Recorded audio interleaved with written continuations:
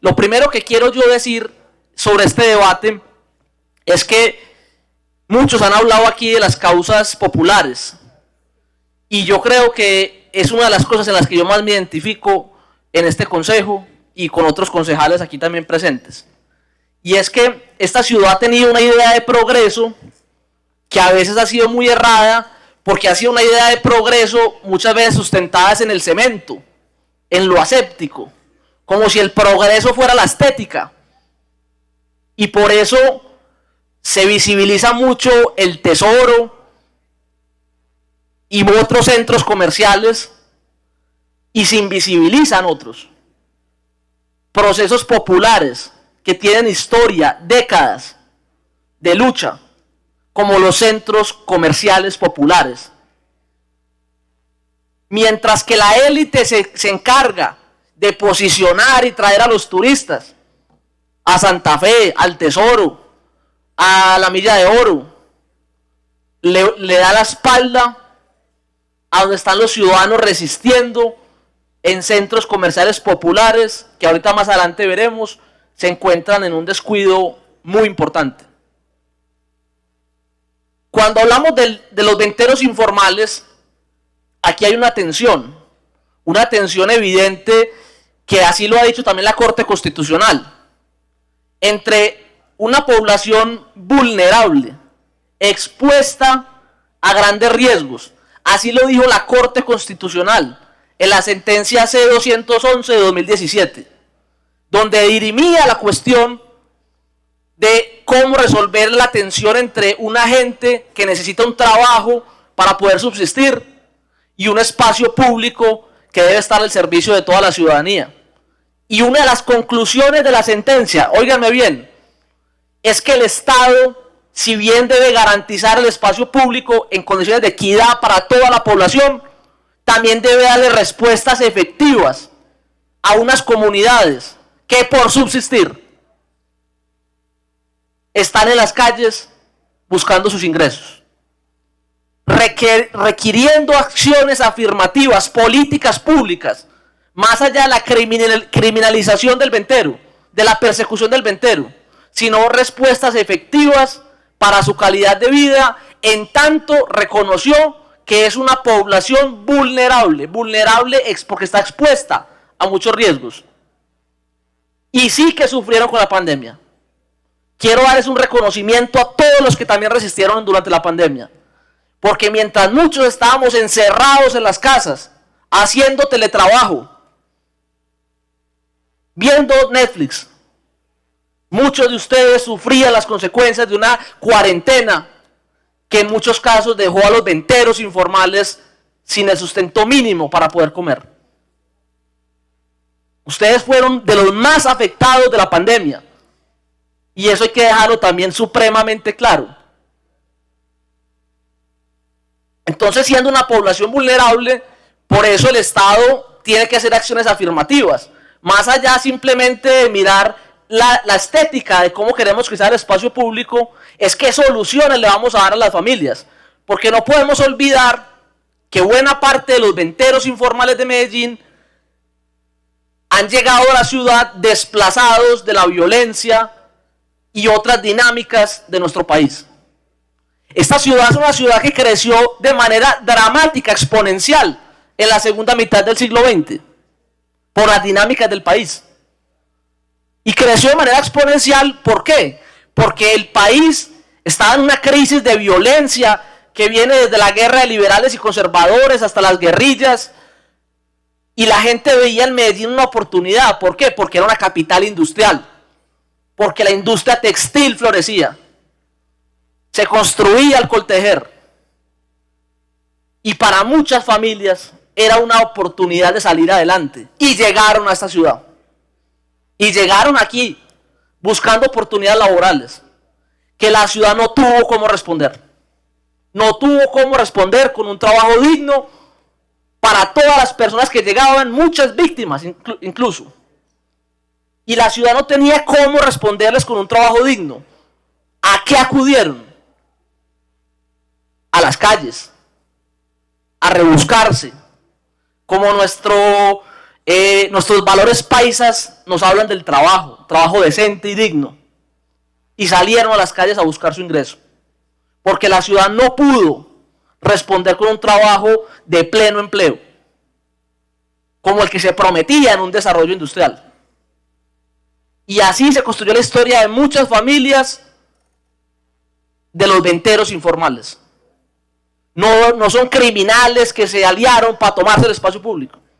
Son familias que llegaron a la ciudad de Medellín buscando oportunidades y lo único que encontraron para garantizar su subsistencia fue la calle, al sol y al agua, en buena parte del centro de Medellín, en un gran porcentaje. Entonces, eso hizo que obviamente la ciudad empezara a tener unas grandes complejidades en el espacio público. Por un lado, una población que pedía un trabajo digno y tenía la calle como su sustento, y por otro lado, unas lógicas de planeación urbana que pedían, por supuesto, garantizar un espacio público en equidad y con acceso para todos y todas. Y esa tensión casi siempre en décadas anteriores se resolvió fue con la violencia hacia el ventero. Anteriormente se resolvía, era con expulsar al ventero, como si fuera un criminal. Hasta que llegaron administraciones que buscaron lograr acuerdos, reglas de juego para el uso del espacio público. Y de ahí se origina, entre otras cosas, la lucha de muchas organizaciones para lograr una política pública que tenga como centro la calidad de vida del ventero informal y su familia. Aquí que hay concejales que yo sé que se preocupan mucho por las familias.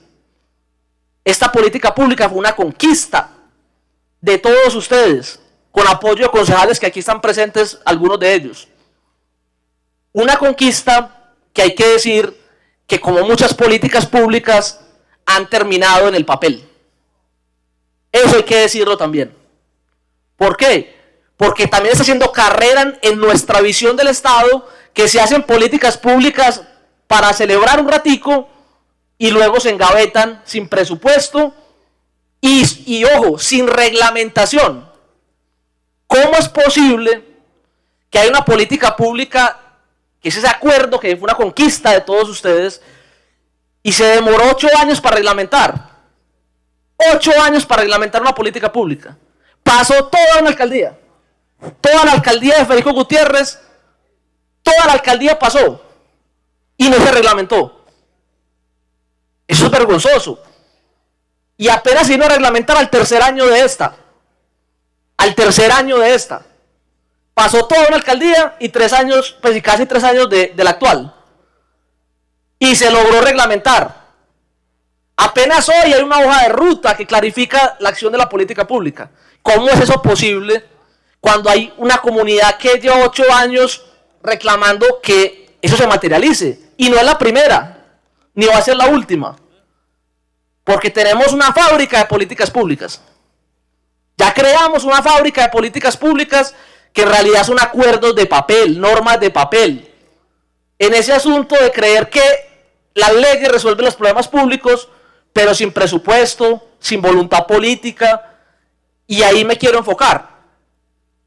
Porque lo que ustedes dicen en muchos casos de incumplimientos de la implementación, en buena medida es que, pues, si no teníamos hoja de ruta clara, que no haya reglamentación.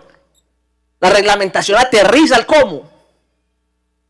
Una política pública en un consejo son unos lineamientos generales de orientaciones, pero no se había ni siquiera aterrizado el cómo. Por la presión de todos ustedes se logró que se reglamentara este año. Y ya tenemos, afortunadamente, el decreto 0202 de 2022, que muchos de ustedes todavía no conocen, y eso es un llamado que quiero hacer alerta, y es cómo se ha socializado este decreto con las comunidades. Cómo se han vinculado las comunidades a este decreto. Porque muchos, pues, me decían a mí, yo no sé, pues, yo sé que se reglamentó, pero no sé qué es eso. No sé qué se logró con eso.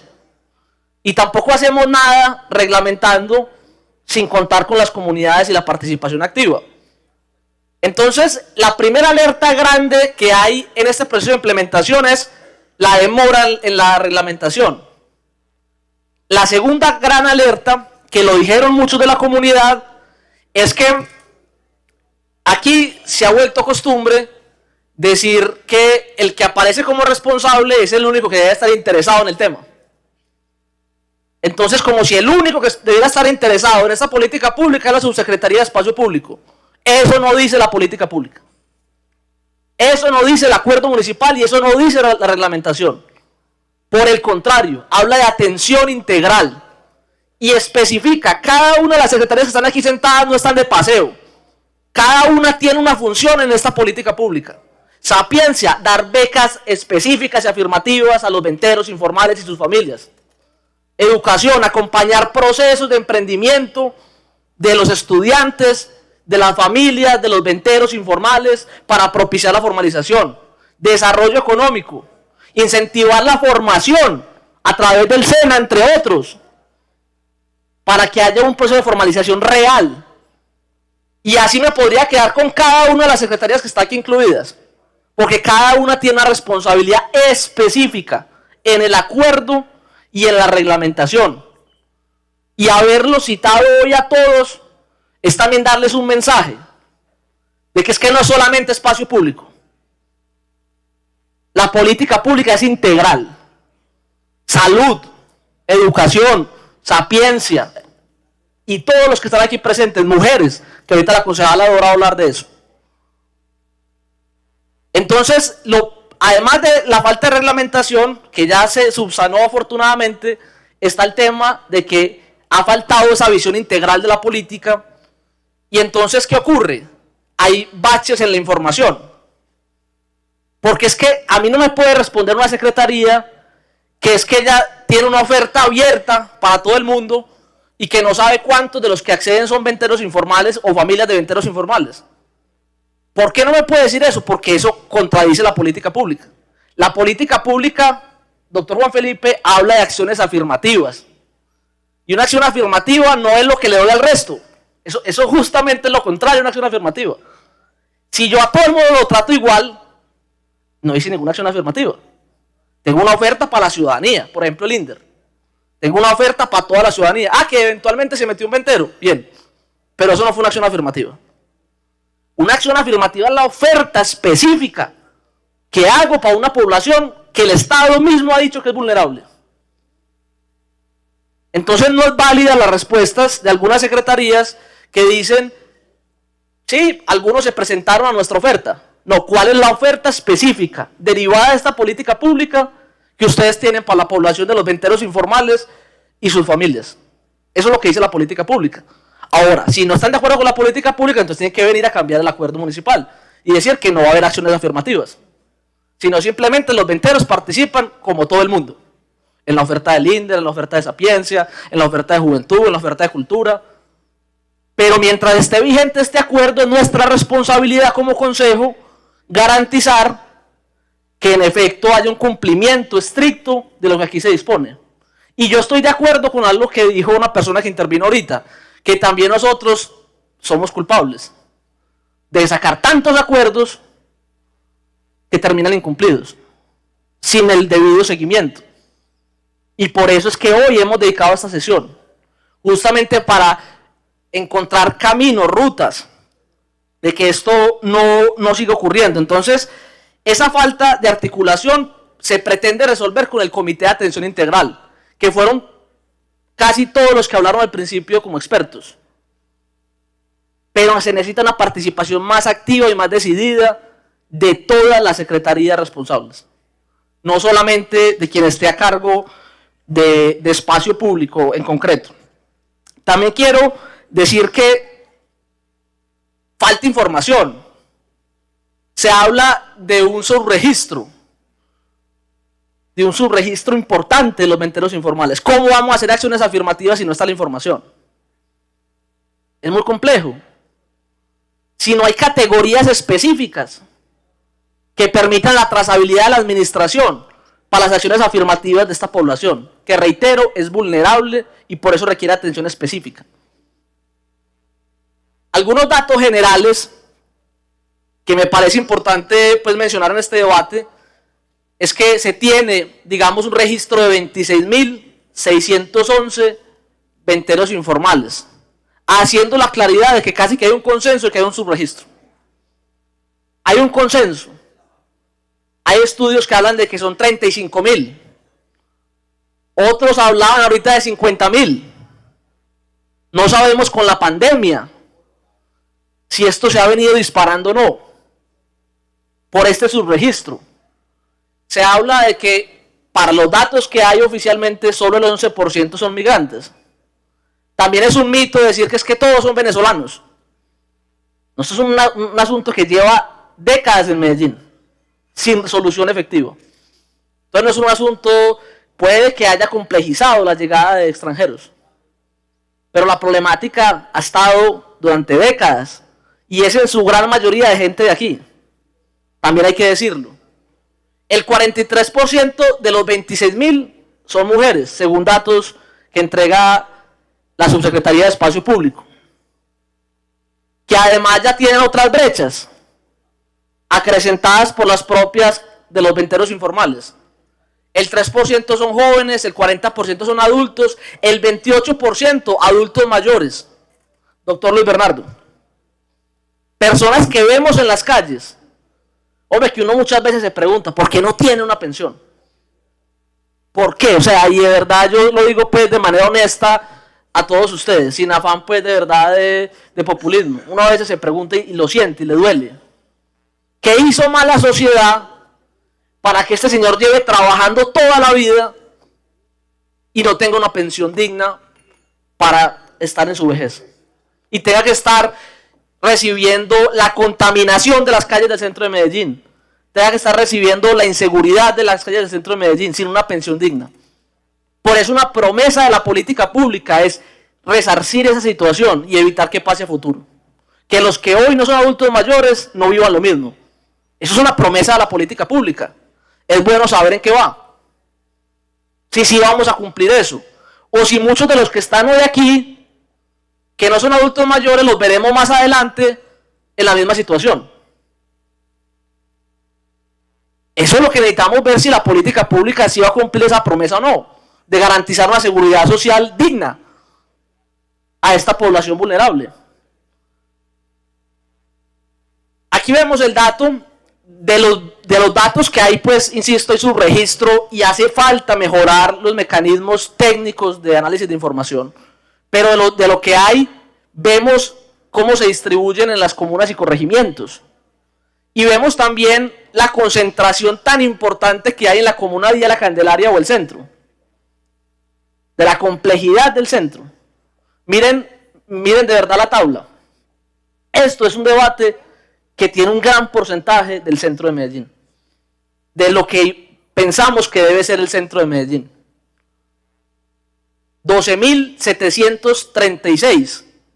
Insisto, sin contar el subregistro, que incrementa y complejiza todo esto. Y hay que también aclarar que de los 26.000, tampoco es que todos tengan permiso y tengan una regulación efectiva. También hay un porcentaje muy importante que no tienen una regulación efectiva, lo cual los deja expuestos a riesgos también de salud mental. Cuando su subsistencia depende de lo que hagan el día a día, pero además vive en una completa incertidumbre, doctor Julio. Incertidumbre, ¿por qué? Porque es que pongámonos en los zapatos de una persona que trabaja en la venta informal. Yo tengo que conseguir en el día para sostener mi familia, pero yo no sé si voy a poder hacerlo, porque no sé si me van a sacar espacio público, porque no tengo los permisos, o porque llega un bandido y me va a sacar porque no le pagué una coima, o lo que pueda ocurrir. Dígame si esa ansiedad no genera un problema de salud mental. Eso genera un problema grave de salud mental, que no es ajeno a la crisis y emergencia de salud mental que tiene hoy la ciudad. La incertidumbre, la precarización.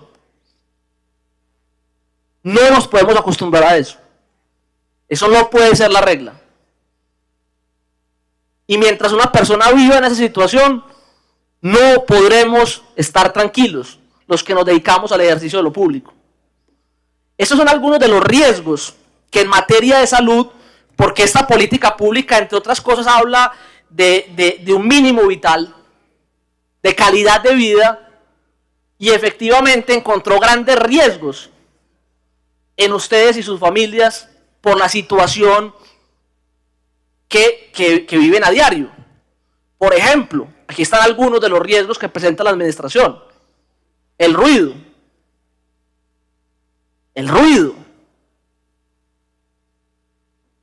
Los robos, los atracos, los virus, el riesgo locativo en los espacios que están trabajando, las bacterias, la exposición solar, hongos, temperaturas extremas, entre otros riesgos críticos que tienen ustedes.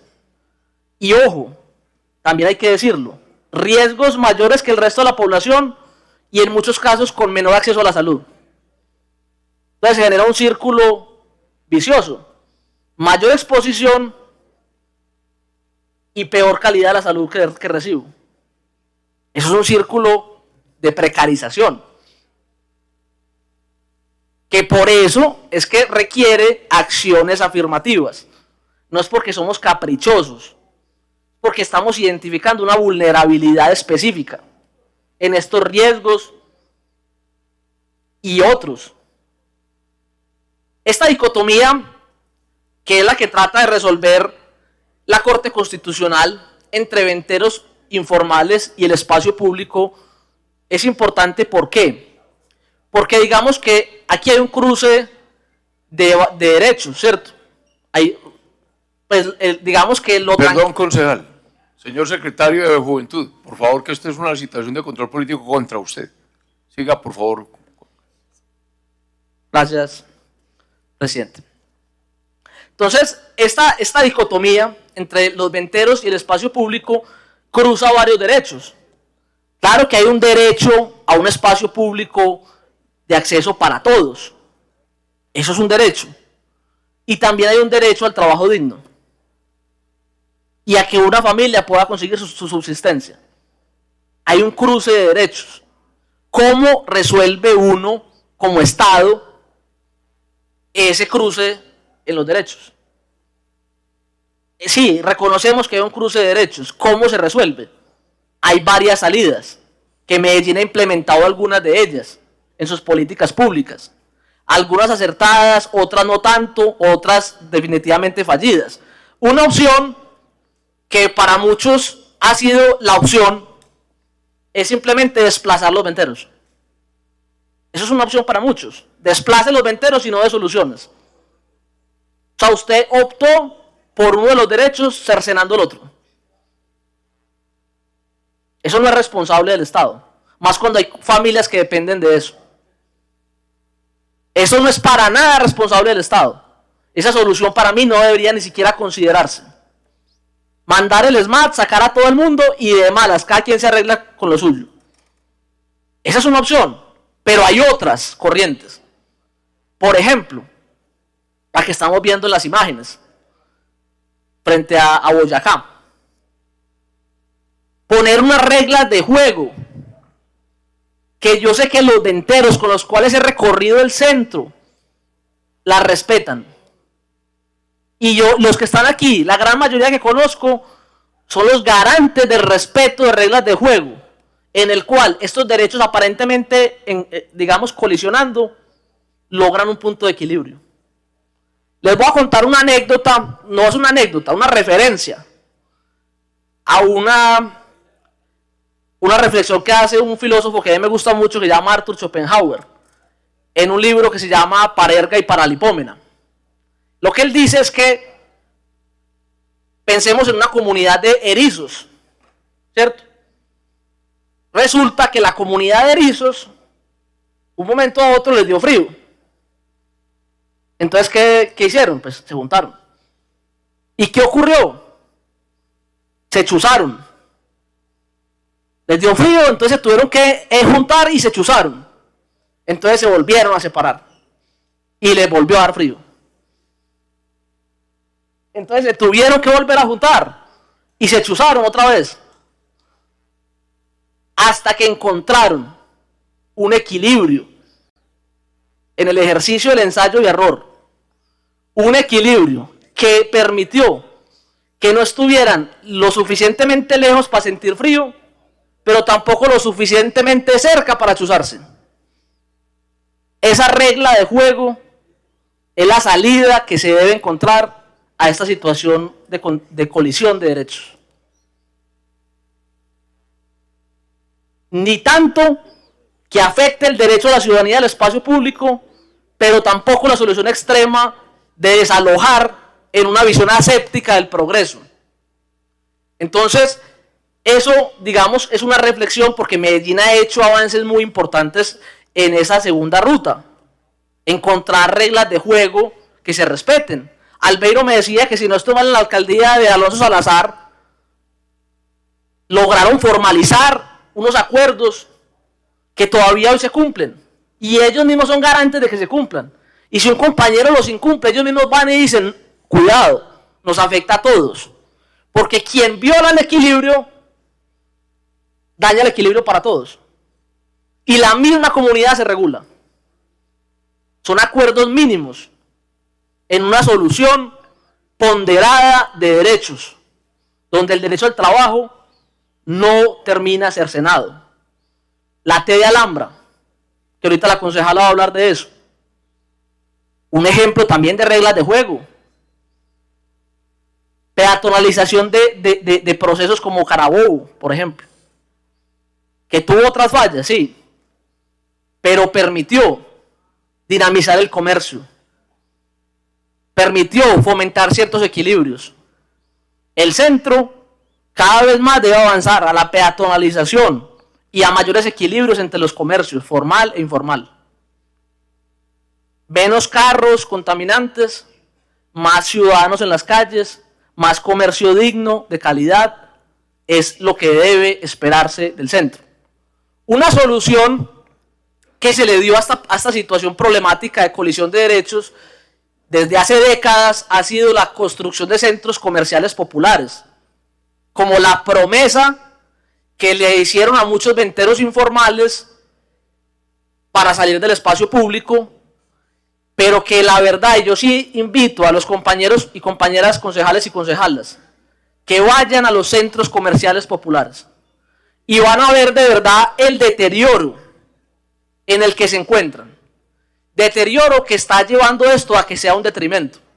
Porque uno va y encuentra un montón de locales cerrados, o incluso mucha gente que tiene local dentro de los centros comerciales, pero que vende afuera. Pero la culpa es ¿por qué? Hubo mala planeación de los centros comerciales populares, no hay mantenimiento oportuno.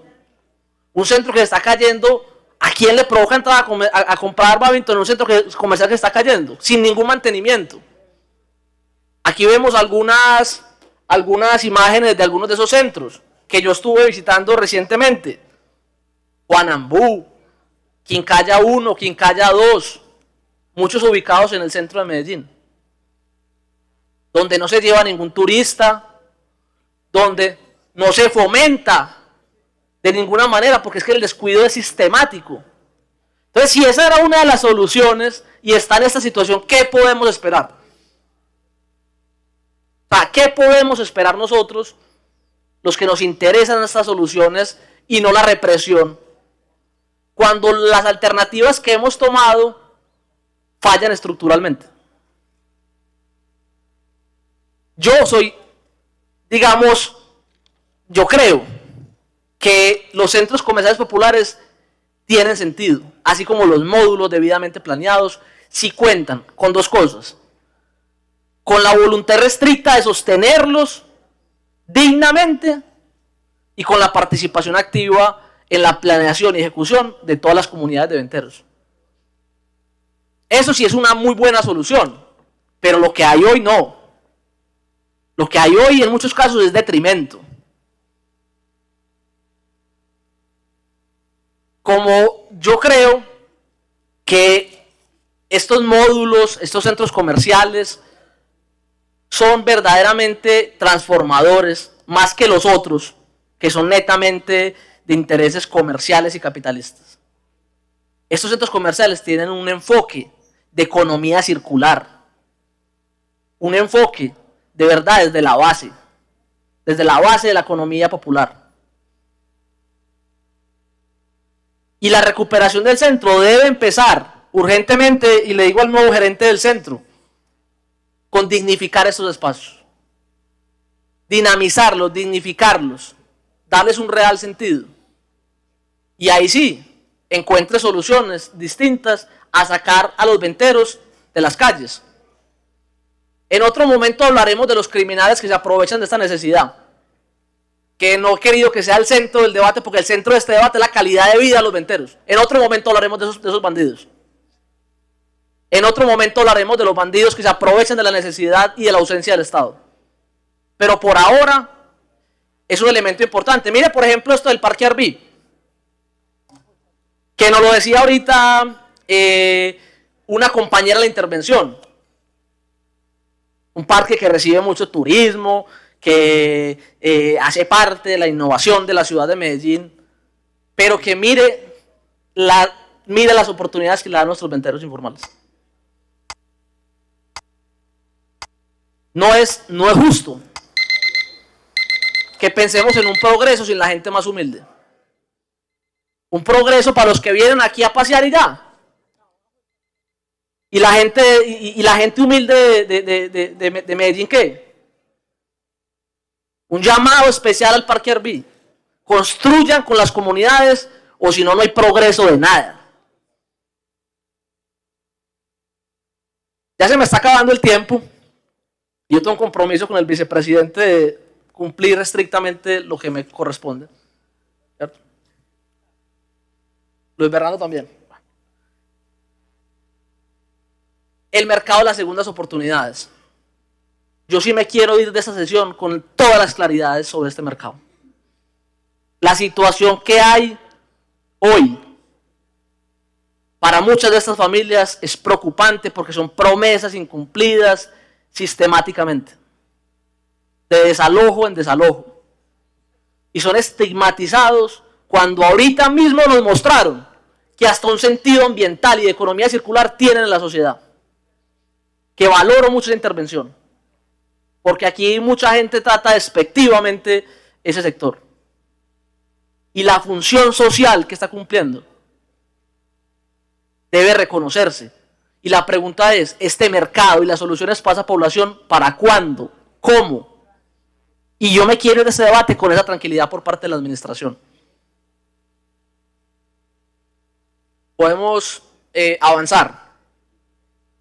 Los corredores artísticos que hacen parte de esta política pública, yo quiero anunciar que la próxima semana estaremos radicando un proyecto de acuerdo en el que espero que los compañeros me acompañen. Un proyecto de acuerdo que va a generar unas políticas de fortalecimiento de estos corredores de arte callejero, que son la verdadera transformación del espacio público, del centro de Medellín. Ver el arte en la calle, ahorita los decían, de salud mental, de otras dimensiones que activan esto. La gente cantando, pintando, danzando, las esculturas humanas. Esa es la vida del centro. Eso es lo que tiene que estar en el centro, no la plaza de vicio.